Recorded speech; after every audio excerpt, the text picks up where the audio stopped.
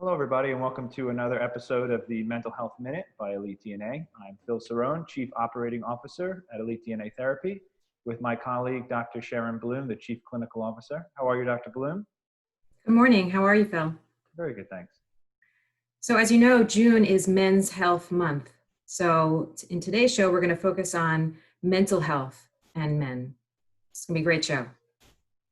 So we have one of our male therapists, Matthew Sheft, with us today. Good morning, Matthew. How are you? Good morning, Phil. I'm doing well, thank you. So I thought it'd be great to have you on, especially with it being, Men's Month, and especially that we're going to be talking about men's mental health, and you having, a large amount of male clients. What are you noticing, especially now during this pandemic? How your male patients are really dealing with this unprecedented time. Yeah, absolutely, Phil. One of the biggest themes that I'm seeing is really this kind of feeling of losing a sense of control. With a lot of my male patients, feeling like you're in control, is a very important feeling. And really one of the things that we're doing, because we're noticing that patients, we have this external event that's really been affecting them on an individual micro level, where they're being affected, economically, socially, within the family system. And what we've really been doing is really kind of working on creating routines, engaging in structured and purposeful activities, and kind of reframing this feeling of I'm losing control, kind of working with the patients, to kind of regain, that sense of control during these unprecedented times. Also noticing a lot of anxiety because, as all three of us know, we haven't seen anything like this. Everyone's kind of wondering, what's going to happen next? What's going to be, the next kind of shoe, dropped. We're really kind of working on, identifying, what's in reality, what might be a distortion. We work on kind of putting some of those thoughts on trial that may be a distortion and kind of determining whether it's based in reality, or not.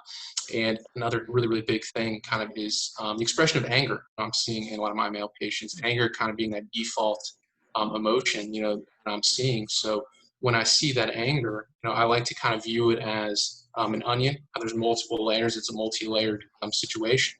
And, that those physical symptoms of anger we might see, are the tip. And we kind of peel back, the different layers. We try to get to that core causation, of that anger, kind of process that emotion, together and find healthy pro-social, coping skills to really help, the patients, get through that and work through it. Thank you.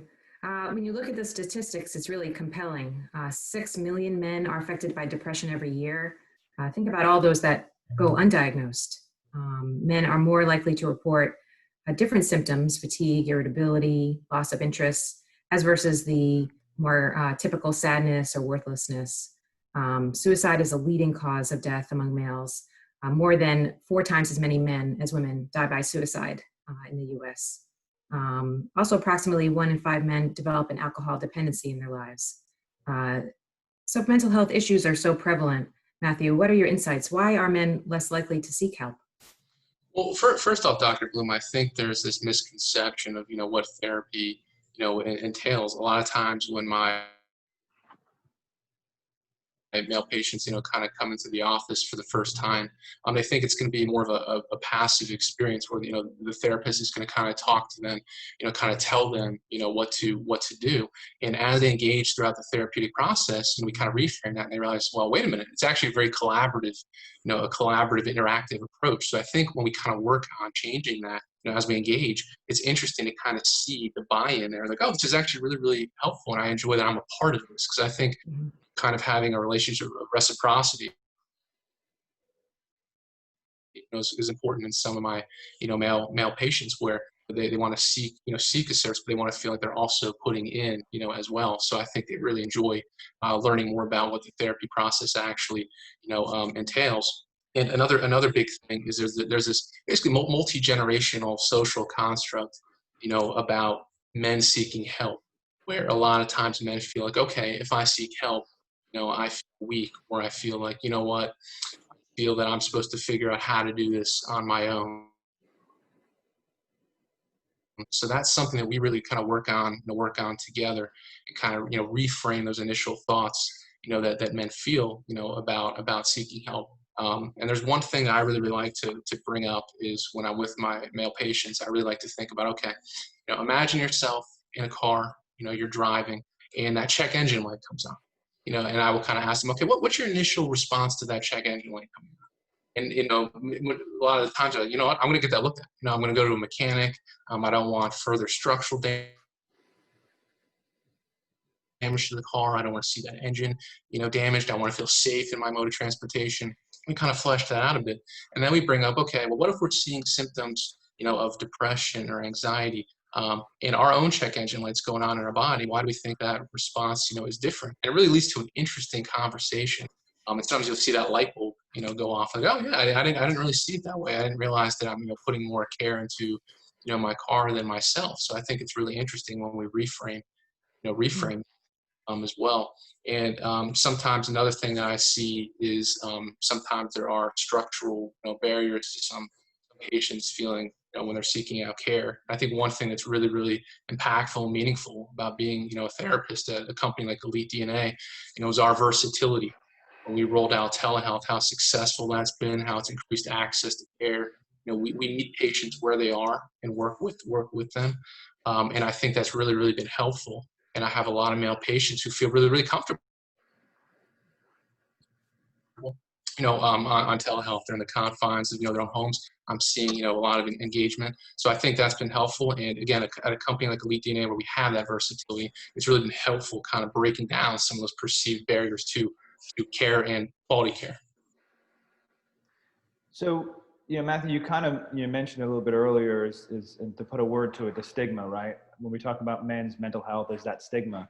What do you think, and what are you seeing as a society, right, that men are doing to change that stigma?